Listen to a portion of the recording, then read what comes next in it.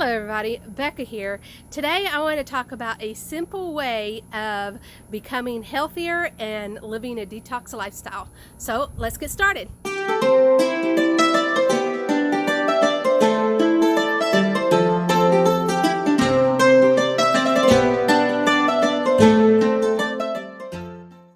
So those that are here for the first time, I'm Becca Laurent, and I'm here to empower you with a knowledge of a detox lifestyle.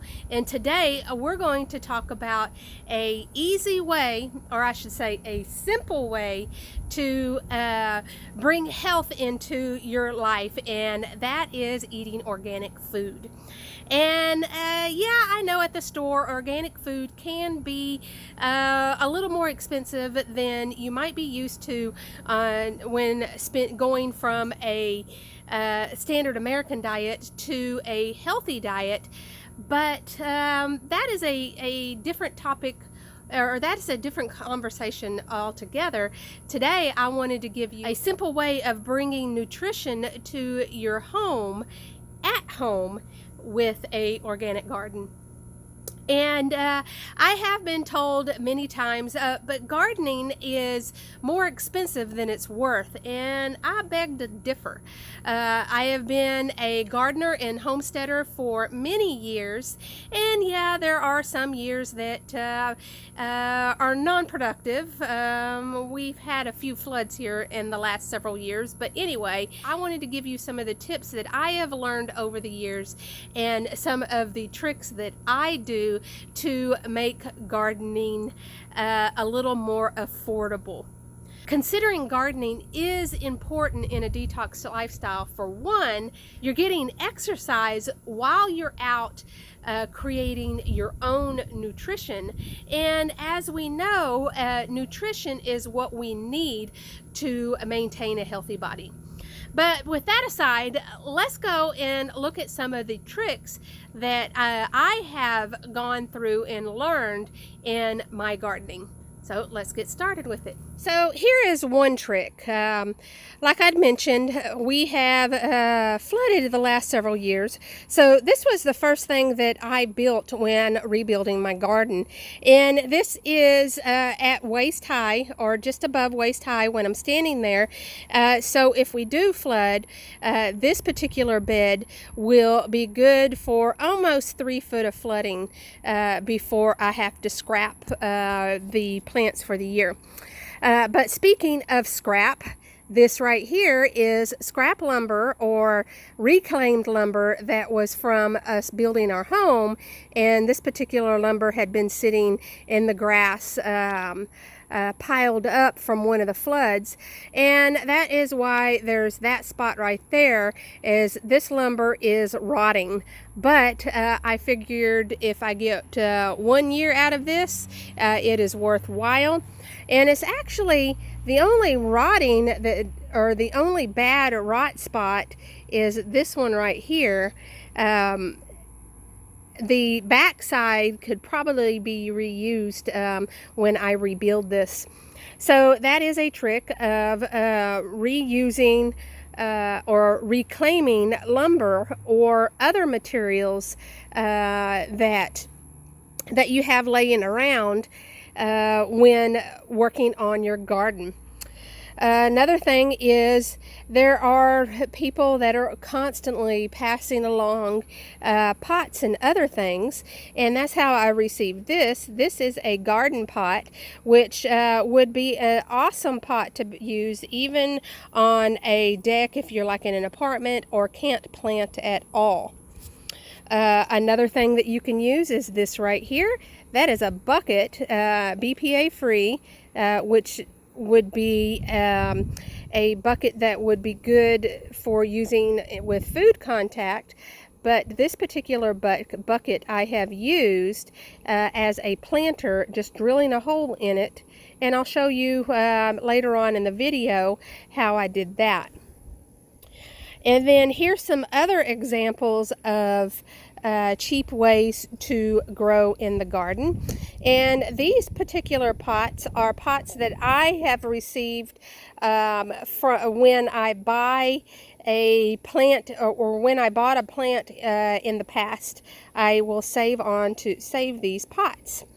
And there are some ma and pa nurseries that will actually sell these pots for dirt cheap. Pardon the pun, but you can find those at some garden centers, not necessarily the box store garden centers, but the ma and pa ones. They will sell these pots for cheap, so you can get those pots. This particular planter right here is a drum. It's just a plastic drum that I cut in half, so I get 2 planters out of it. And this one was the top half, so it has the holes from the screw tops. You know, it had 2 little screw tops, so it already has drainage holes in the bottom. But the other one, I just drilled some 1-inch holes in the bottom of it and used that as a planter as well. So this particular bed, I do have some reclaimed lumber sitting over here, and that was just some lumber that had been sitting in the barn and had been flooded a couple of times. You can see that it does have some boreholes from insects. It's not really a good piece of lumber to be using for a project other than as a border. But you don't even have to use a border. So right here you can see that it's just mulch up to the grass. And what I'll do is when I mow, I will just mow right up to the mulch and have no problem. Now you can see that there is some weeds popping up in this bed, and those weeds are just top weeds. You know, they're not growing up from the very bottom. And the reason I know that is, let's see if we can dig in this. This particular bed is new from spring, so I might still have the cardboard under here. Nope, it looks like it's degraded, or I've gotten past the cardboard. But that is another trick, is to lay cardboard or some other material down to keep the grass from growing up. And then you can see on the top of this as mulch, but the springtime I had laid down some mushroom compost. So this is a bed of mushroom compost with just a little bit of mulch over the top. But back here, I have extended the bed and I ran out of cardboard. So I should have some cardboard under this one. And this is all just going to be mulch. Yep, there we go. You can see some cardboard under there. But I just used mulch because that's all I had on this. And come springtime, this particular bed will be a perfect bed to plant in. But I am going to try to plant some seedlings in it. And as you can see, I just ran my watermelon vine over this particular area because it doesn't need pretty soil for it to continue to come this way. But on this side, I ran out of cardboard, so I just have a layer. It's about a 6-inch layer of mulch, and just going to go with the flow on that. It should kill most, if not all, of the grass and weeds that had been underneath there. But before I laid the stuff down, I did mow down the grass as low as I could with the mower. And the same thing with this bed. From here down, I just mowed it down, and then as you can see, it has a good 6 inches of mulch from there. And I do plan on getting some more mulch, and I will probably put it over here somewhere in a pile. So whenever this compost pile is done cooking, I will spread it out and then mulch over the top of it and create the bed out to about here. So this particular beds, this spring, I have was given some horse manure that was in some mulch, and let's see if we can get down into it. So I had just laid that horse manure and mulch down, and then as I got mulch this later on, I just threw some more mulch on top of it. So that is the key. I couldn't get to it, but anyway, that is the key to this, is you layer new layers on top of what you got. You don't try to till it in or dig it in or anything like that. I have used grass clippings, and that's why I keep that clipping catcher, or that grass catcher on the end of the mower. Is as I mow, it'll collect the grass clippings, and then I normally just throw it in the beds as a top mulch to keep the bed, keep the water in the bed, and you want to keep the soil from getting dried out, because that is what affects your plants the most. And then let's see, here's another way that you can do it. This is just a little bit more expensive. These blue buckets I bought for $7 a piece, or $7 and some change, from Lowe's in the spring. In these particular buckets, if we do flood, these will be able to be moved upstairs to where it keeps it out of the flood. So that's the reason for those. And a good example of the grass clippings is, this is all dried grass clippings that we have picked up, collected after we mowed an area, and it's just sitting in my wagon waiting to be laid down somewhere. I just haven't dealt with it at this point because of our mulch situation. There's a municipality in the area that is giving away free mulch this month, and I am definitely taking advantage of that situation. But here you go. Here is my bed with some grass clippings on the top. So the dirt that you see is the mushroom compost that we got in the springtime, and then I just put a layer of grass over the top, and then as you can see, there is some dirt showing, so it is time to put another layer of mulch or something over the top of that.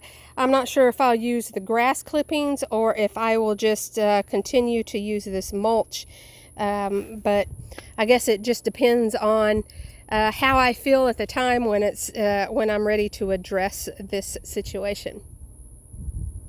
And your pots don't even have to be expensive. Yes, I have some seed trays right there that I have collected over the years, but I also keep all of the pots from when I buy plants, and most of my plants that I buy are on clearance, but that's beside the point. So we've got those pots.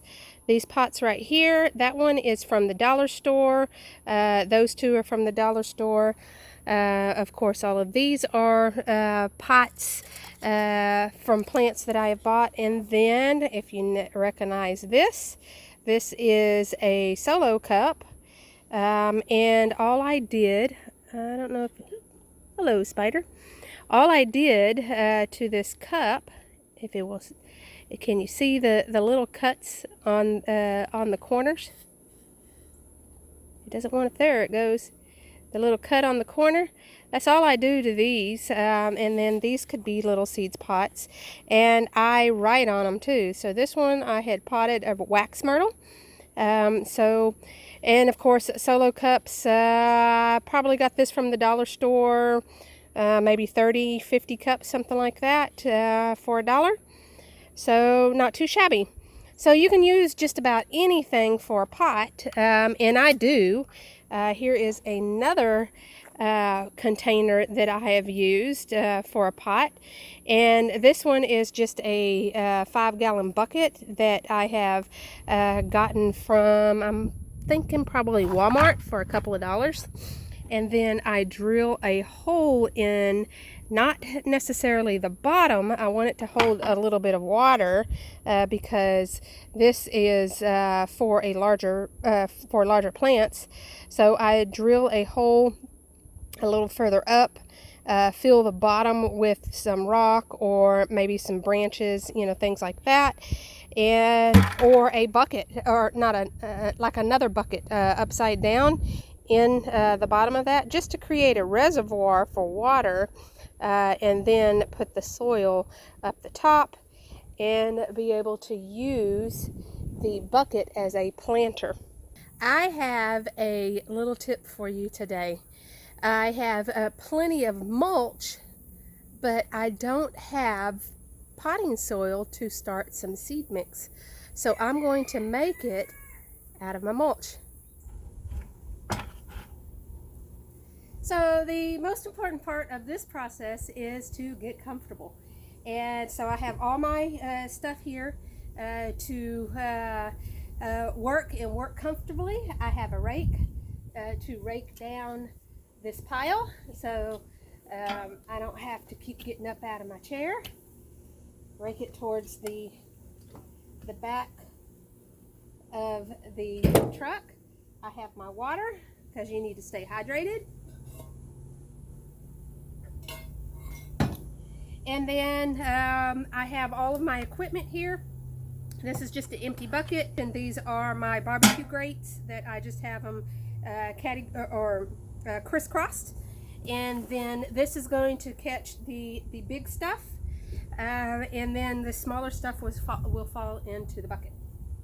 So that's all I'm going to do.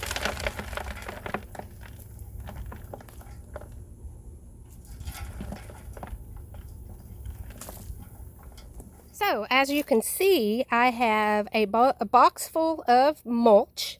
This is the larger stuff, and I will go put that around my garden steps. And then I have smaller mulch, and I would consider this a compost. But I'm going to sieve this again to create my my starter mix. So let's go dump this box.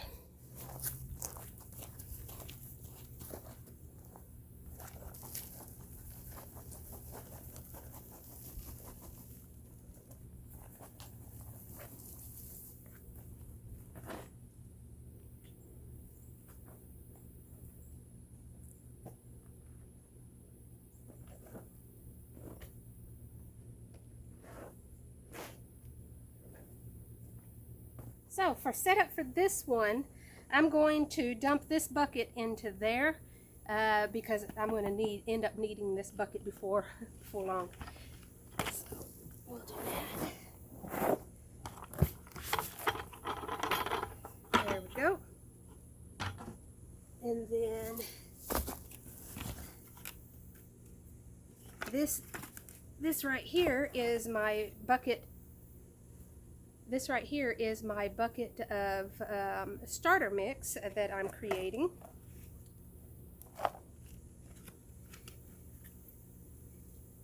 And this is just easy peasy. So I've got my dollar store colander or basket, and I'm just going to take what the little bit of compost that I just created. I'm going to stick it in this basket and sieve out the finer particles.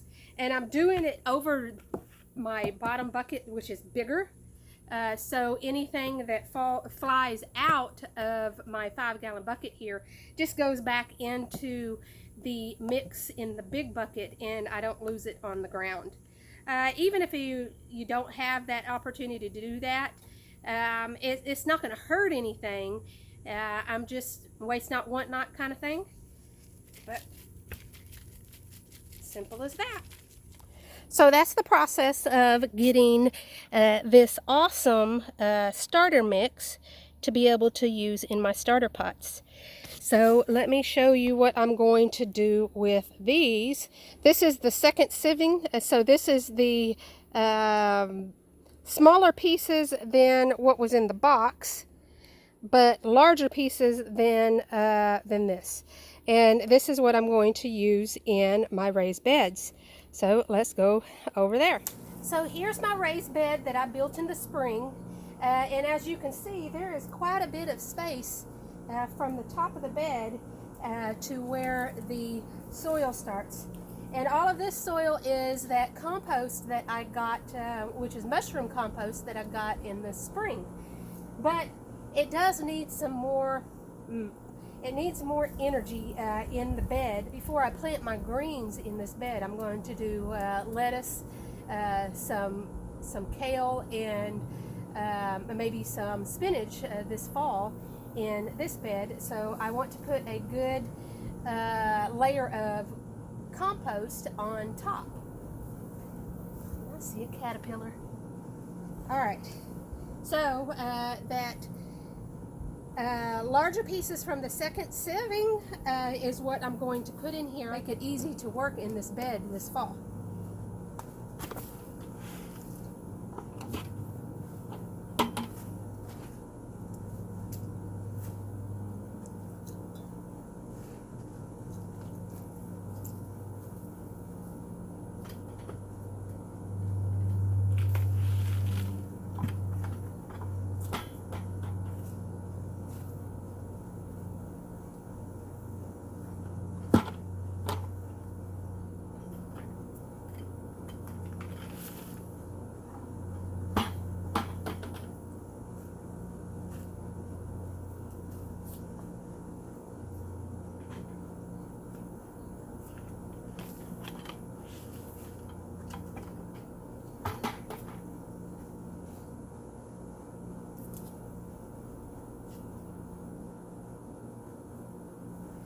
So it looks like I'm going to need at least another 4 buckets, probably 5 buckets of the smaller compost that I've been sieving out for this to finish off this bed. And then I can plant, I'm going to seed my greens in this bed, because I think it'll be thin enough, and then also the chickens don't get up into this bed to where they'll eat my seeds. They will in the ground. So as you can see, I have given you several different suggestions and recommendations on creating your own organic garden at home, whether it is a pot on a patio or a full-blown garden like what we're doing here. Or with the prices that have been rising at the grocery store, I am expanding my garden to be even more self-sufficient in the near future through the winter here in South Texas, and getting ready for next spring. So with a garden, there is always something to do, which keeps you busy. I love being out here, that it detoxes my mind, whether I'm listening to a story, listening to some music, or just listening to nature itself. I love being out here, so it's a detox of the mind. It is exercise for you, because you're always moving around, digging, pushing a mower, and moving. So it's great exercise. And thirdly, you are growing your own organic food and don't have to worry about spending a lot of money at the grocery store. So I hope these tips gave you some ideas. What was your favorite tip, or do you have one that you use for yourself? Put it in the comment section below. And I hope this gets you up and going on your own garden. I will let you go. Don't forget to check out the videos at the end of this particular video furthering your education in a detox lifestyle. I will talk to you again soon, and until then, get healthy, be happy, and garden on.